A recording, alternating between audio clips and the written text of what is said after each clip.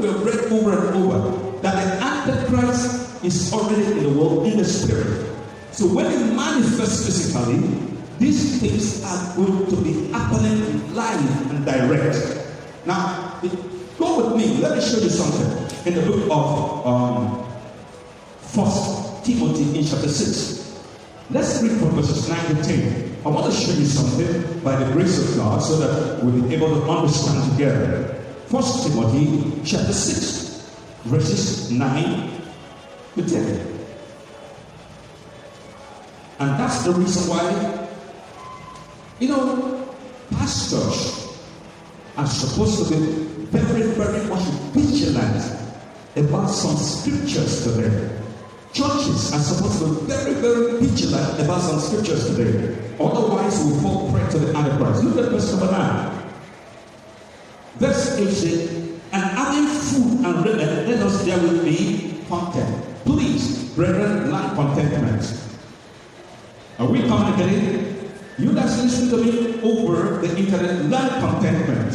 Wherever you are, if you're a child of God, you want to make heaven, learn contentment. Verse number 9. But they that will be rich, he didn't say they that are rich, but they that will be rich, people who are seeking for wealth, fall into temptation and a snare and into many awful lusts, which drown men in destruction and perdition. Some things caught my attention. He said words are very important. Why did Paul use the word destruction and perdition? Because he is relating it to issues of the Antichrist. The word destruction is translated from a word which means to shatter, to tread down, to pull down, to lay waste. That is what it means. The Greek word is oletrosh, means to look at this. I destroy it and break it in pieces so that it becomes useless. I've destroyed it. But it says, they also drown in perdition. Where do you find the word perdition? We read just now in 2 Thessalonians chapter 2. Go back again, flip back a little bit, don't close that 1 Timothy. Go back, the book before 1 Timothy is 2 Thessalonians. So look at it in verse number 3. Let no man deceive you by any means, for that day shall not come except they come a falling away first. And that man of sin will reveal the son of who? Perdition. The Lord Jesus Christ also used it of Judas Iscariot in John chapter 17, verse 12. He said, the son of perdition. What does the word perdition mean? The word perdition does not mean destruction or going to hell as we assume. It is from the same root word in which we add the word to fall away or apostasy. So Paul was saying that riches are going to drown men in destruction and apostasy or falling away. Now, he said that they shall not come except they have come and fallen away first. What is that supposed to mean? A falling away first. A defection after the Antichrist. People that are going to depart and follow the Antichrist. So a lot of people are going to depart. They are going to defect. They will go into perdition. Why? Through their desire to be rich and prosperous. One of the things that is reigning in church today, or in the church world today, is prosperity. Every preacher, prosperity. But you have to be careful. He said, for they that will be rich, will be rich, that want to be rich, fall into temptation and a snare, a trap. They fall into a trap, and many foolish and awful lusts, which drown men, wasting them, breaking them in pieces, and causing them to defect after the Antichrist. They are going to be drowned in perdition. We need wealth. We need real prosperity, which God has promised. But one of the lure in this last days, one of the temptations in this last days, the spirit of the Antichrist is going to lure people to perdition through material things.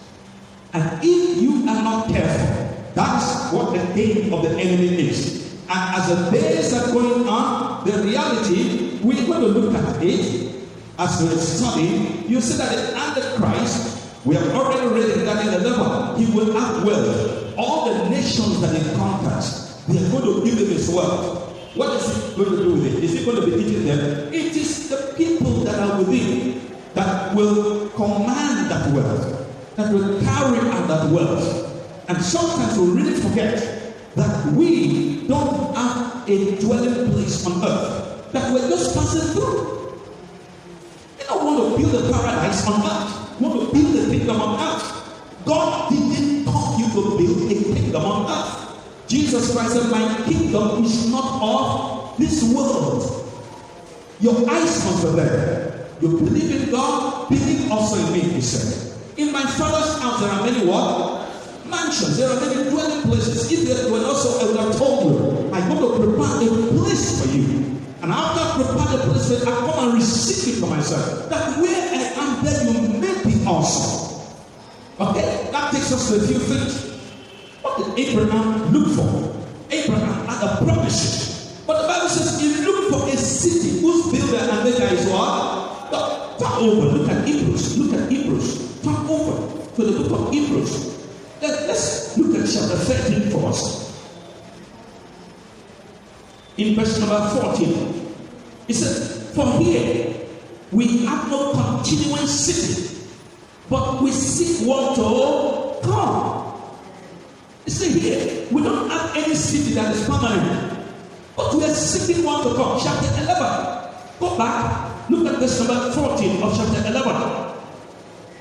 Verse 13 says, these all died in faith, not having received the promises, but having seen them afar off, and were persuaded of them and embraced them, and confessed that they were strangers and pilgrims on the earth. For they that say something declare plainly that they seek a country. They seek a better country. If they are mindful of that country from whence they came out, they might have had an opportunity to have returned. But now they desire a better country. That is an heavenly. Wherefore God is not ashamed to be called their God, for he has prepared for them a city. Abraham, that you say, is the father of faith that you believe like they believe. Isaac and Jacob talk about Enoch and the people before they all were expecting a city, even though God gave them places on earth. He said, this land is your own. For you, for your children, for the generations after you. They were expecting a city. What is wrong with us? What has happened to us? What has brought us to this point that we are trying to build kingdoms on earth? What is making us think that this earth is ours, that we must live here forever? We don't have a continuing city. And that's the reason why the Antichrist is going to use wealth to play on the church also. Because the only people that are going to resist the Antichrist, that are going to say no, that will understand, are the church. And as a result of that, he will lure them with wealth. And the Bible says that people that want to be rich will fall into different kinds of temptations and diverse laws that will drown them in destruction. They become useless. They become like paper. They become like sawdust. And they will be drowned also in perdition. In other words, they will defect after the Antichrist. They will still be standing, but they are following the Antichrist. That day shall not come except they are coming falling away first. And that man of sin will reveal the son of perdition, and they will be drowned in perdition.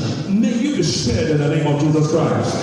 There are issues that are coming on the face of the earth. We must have to know them. We have to recognize them.